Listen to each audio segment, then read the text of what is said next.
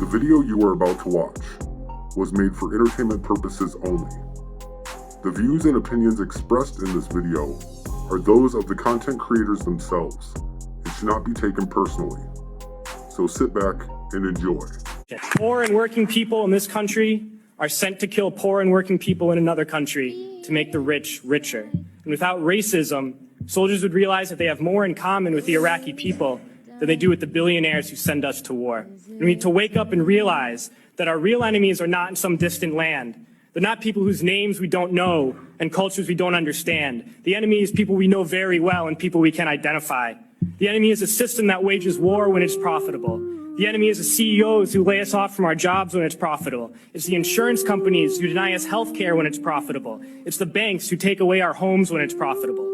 Our enemy is not 5,000 miles away. They are right here at home. And if we organize and fight with our sisters and brothers, we can stop this war, we can stop this government, and we can create a better world.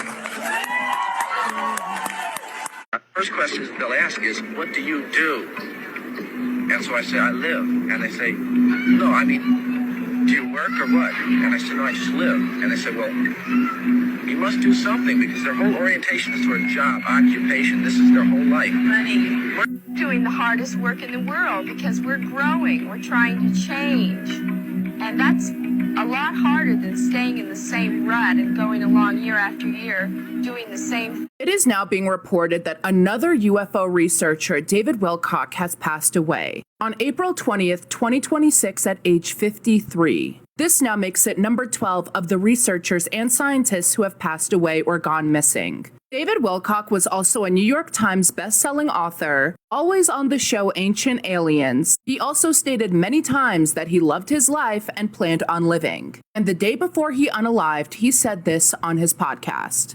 Every day that I have on Earth is a gift and a blessing, and I'm very grateful for that because, frankly, people are disappearing.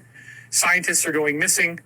Now they're saying they're going to investigate this. The president himself is saying they're going to look into this and see if anything's going on. It's a little bit scary. I got to say, it's a little bit scary. But you guys knew that I might still show up, even though it was last minute and I've had a really rough week. Like, you know, that's kind of like every week. But somehow we keep on making it through all of this. And it gets even more weird because Nick Pope, who was also on Ancient Aliens, passed away 2 weeks before David Wilcock. Also, David Wilcock's biographer, Win Free, passed 2 days before David Wilcock on April 18th. All of these researchers and scientists who are ending up not alive anymore or missing just isn't adding up. Call it a coincidence if you want, but now it's 12 in a row. It's going to blow your mind. The 13th scientist, number 13, NASA nuclear engineer, found burned in Tesla after vanishing from his Alabama home last year. I just reported number 12 yesterday, and I'm reporting number 13 today. 29-year-old Joshua LeBlanc was not just any NASA engineer. He worked on nuclear propulsion systems, one of the most sensitive areas in aerospace. His body burned beyond recognition, and police confirmed his identity 3 days later after the body was transported to the Alabama Department of Forensic Science. And at the time, his family said they feared he had been abducted and that he had left his phone and wallet in his home at the time of the disappearance. Why are all these scientists leaving their phones behind when they leave? So since he didn't have his phone, police tracked LeBlanc down using data from his Tesla Sentry mode and found that his vehicle sat at the airport in Huntsville for hours on the morning of his passing. His family said his trip west was not part of his plan for the day and that uncharacteristically he was not communicating with them. A LinkedIn page for LeBlanc says he worked at NASA for about 5.5 years and that he was a team lead for NASA's space nuclear propulsion instrumentation and control maturation. NASA SNP technology, quote, would enable faster and more robust transportation for crew and cargo missions to Mars and science missions to the outer solar system, according to the government's agency website. When this happens to someone of this level of clearance, you don't just call it a mystery and move on, especially when several other individuals tied to aerospace, defense, and nuclear-related work have either passed or disappeared. 2 more scientists have just died in a private plane crash, a father and a son, who both worked with NASA, making it number 14 and 15 in the growing number of scientists who are vanishing or who are being found dead. This plane crash didn't just kill both of them, but it killed the entire family along with the pilot. This happened in South Carolina and for reasons unknown. So authorities say this investigation is expected to take about a year. But I'm just wondering what's going on. What do they know that we don't? Why are they being taken out? And no, it's not this. Hopefully, I don't know, coincidence, whatever you want to call it. Let me know what you guys think. Wow, my mind is blown. It is not just David Wilcock that has just passed away, but other experts and colleagues in his field have also passed away. And they were all associated or featured in the show Ancient Aliens on the History Channel. And now it's caused plasma physicist John Brandenburger. He posted this AI image and this message that says, "Dear friends, I have been told I am in danger as an anti-gravity and Mars investigator. But I tell you now that all humanity is now in danger. But so are the cover-up helpers. I urge a blanket amnesty for all in the cover-up who end it. Take this amnesty while you still can." Now, this is considered a conspiracy theory. It is what Dr. John Brandenburger is alleging. But we also have a scientist who was working on anti-gravity. Anti-gravity, isn't that what Amy Eskridge, one of the scientists who allegedly took her own life, was working on? You remember Amy, she's one of the scientists who have mysteriously disappeared or passed away. Yes, she was working on anti-gravity. And if you watch the videos I've posted of her, she was claiming that she was about to allegedly expose it to the public via her Institute of Exotic Science in Huntsville. So if Dr. John Brandenburger has also been researching anti-gravity and Mars, I think it's legitimate for him to feel scared. So the rabbit hole took me down to this. All these men are linked to the show Ancient Aliens on the History Channel.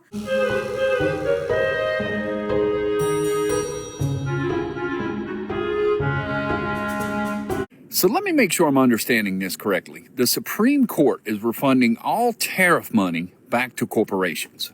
The same corporations didn't pay a single cent on those tariffs to begin with. Instead, they passed on the higher prices to you, the consumer, on literally everything that you buy. You went to the store, paid more for groceries, more for home goods, more for car parts, more for electronics. Literally everything you paid more for.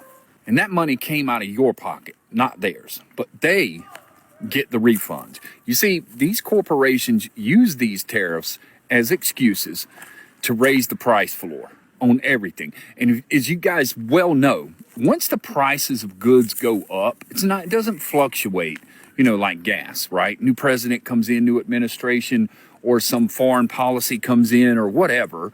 And, drill, baby, drill, whatever the fucking case may be, the price of crude oil and gas fluctuates. But once the price of these goods go up, that shit never comes back down. It never levels back out. You never get any fucking relief.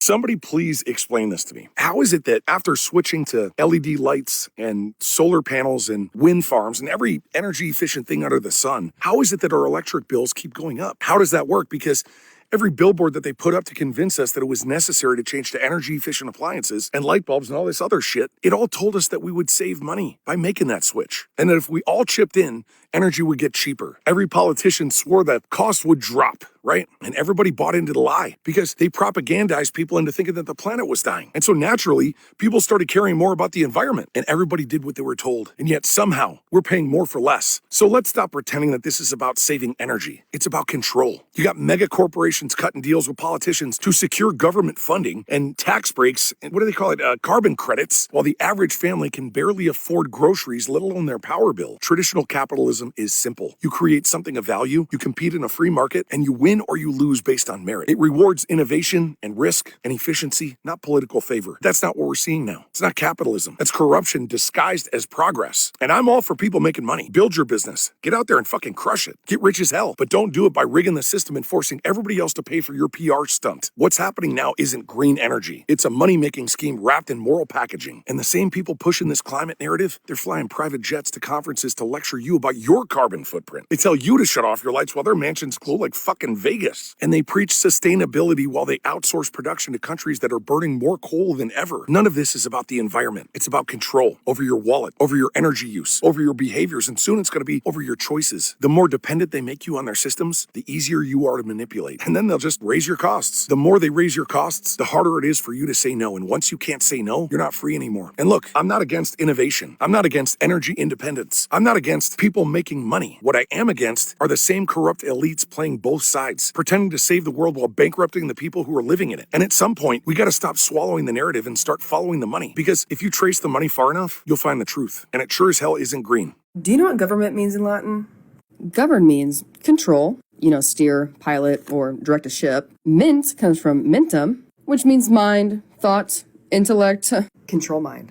Mind control. But now you're good. Just keep on letting it roll you. Yeah. So Israel came out saying that in America, water, soil, and oxygen should not be infinitely accessible. They are assets that should be included in the global economic balance sheets. So basically all of this, water, soil, and oxygen, should be monetized. It is getting way too far, guys. But people are saying this is not satire. The World Economic Forum wants to monetize breathing, which it makes sense. Like, why would they not? I mean, they monetize water because, of course, water needs to be cleaned and stuff like that. So now they may purposely make the air dirty in some areas. So then you're going to have to pay for clean. Holy, bro, guys, I've been losing my voice. I was sick. That was insane. But yeah, so basically they're going to make it purposely dirty. So then you're going to have to pay for clean air. So, yeah, guys, what do y'all think about this in the comments? She clearly said in her statement that we don't want to try to monetize air, but then she explained what she wants to do, and it's literally the textbook definition of monetization. So, hey, one Molotov cocktail at Sam Altman's house, and he's writing an entire manifesto to tell us that we need a UBI and we need to take care of the individuals in this country and tax the rich. And my message to you is that's not enough anymore. Palantir dropped a 22-page manifesto literally saying that they're going to make humans obsolete and that we're all going to be under a surveillance state. They're trying to take over the government. So don't stop blowing things up. If you can get away with it, you should.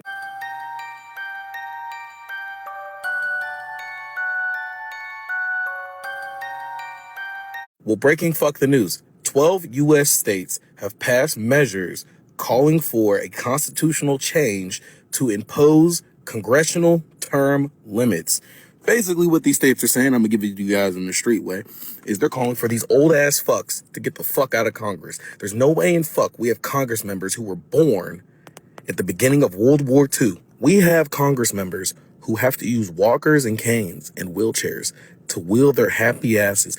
They are voting on shit that they aren't even going to be around for. They are voting for shit that is going to affect your children, your kids. You feel me? If you're 21 with a baby, there's motherfuckers that are 96 years old, 92 years old, voting for shit that is going to affect your child when they're your age. That elementary school principal really told parents to stop sending their kids to school with air tags on them. Dear parents, please stop sending your kids to school with air tags on them. We're teachers and we might lose them, but if that happens, we'll let you know. She really said that. You realize the whole point of air tagging your child is so that if they go missing, they can easily be found.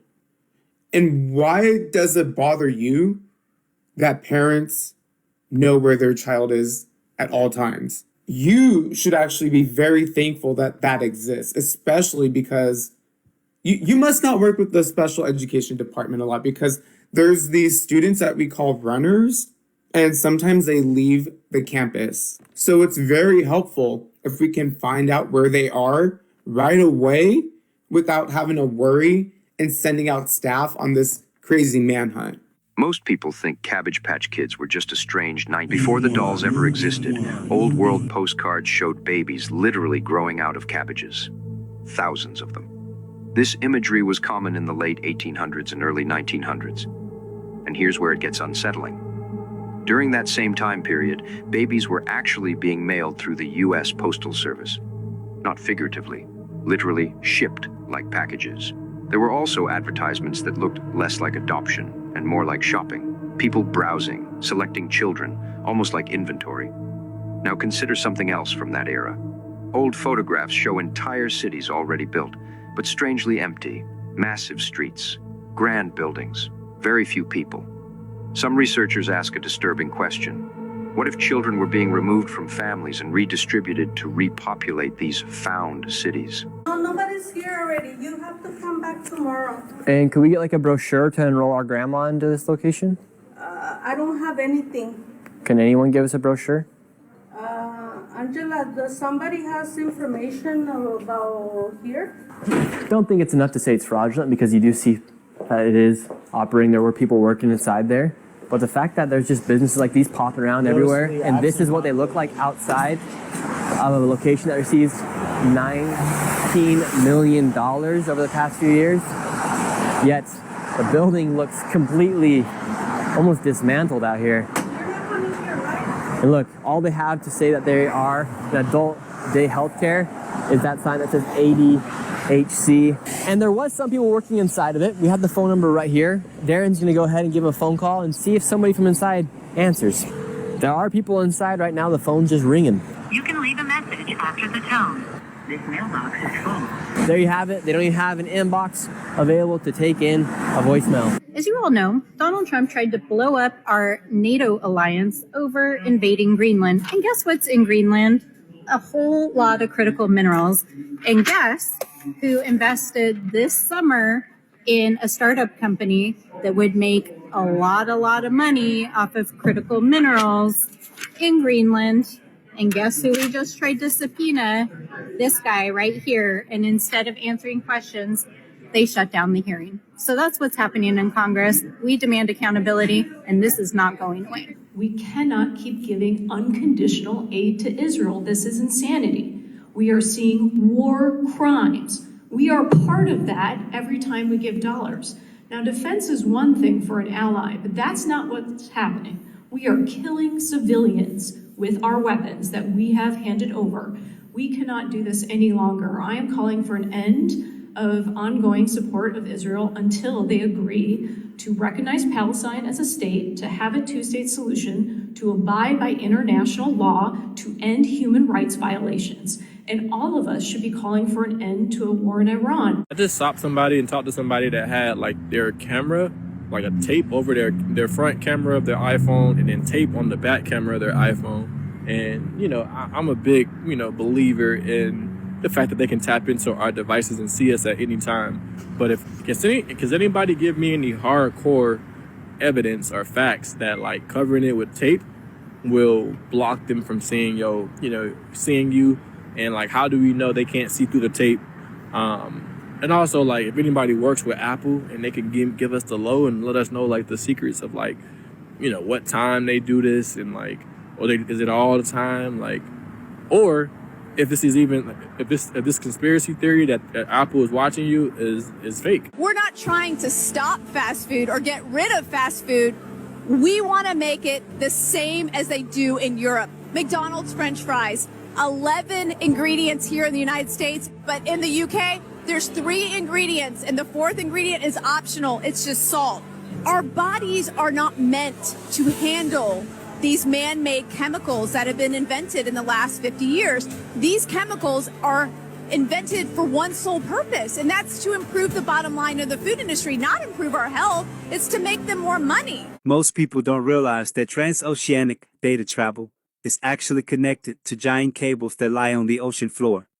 These cables carry the world's internet, phone calls, and virtual transmission of television access.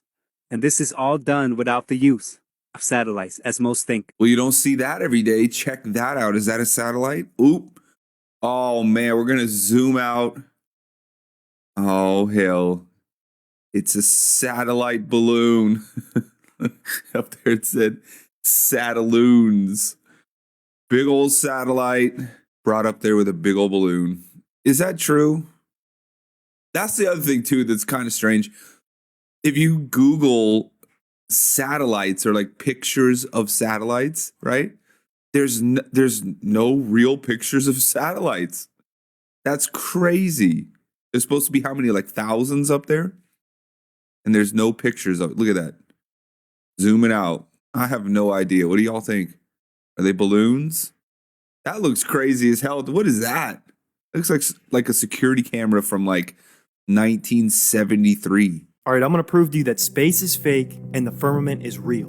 This is Wernher von Braun. Wernher von Braun was one of the greatest rocket scientists ever in history. And as you can see right here, he literally led the development of Saturn V, which was the first vehicle that took the first men to the moon in 1969. So this man was quite literally responsible for the first men getting on the moon. So right here, Saturn V, as you can see, this is the rocket that took those men to the moon. And right here, you can see the launch of Apollo 11. Saturn V. This man was responsible for it. Now, as you guys can see, this man died in 1977. So let's take a look at his tombstone. Wernher von Braun, 1912 to 1977, Psalms 19:1. Let's take a look at Psalms. The heavens declare the glory of God, and the firmament showeth his handiwork.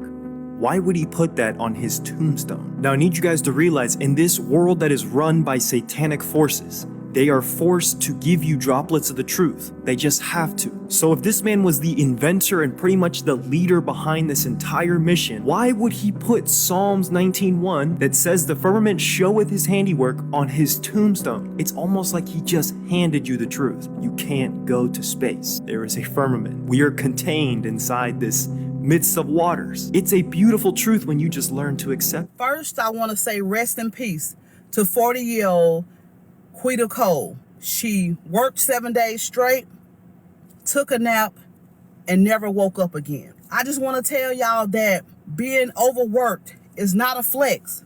Burnout is very real. I see a lot of ladies talking about, I clock in more than I hang out. I work this many doubles. I work this many days straight. Y'all, it's not a flex. I know that life is hard and I know that everything is high, but y'all, this is heartbreaking.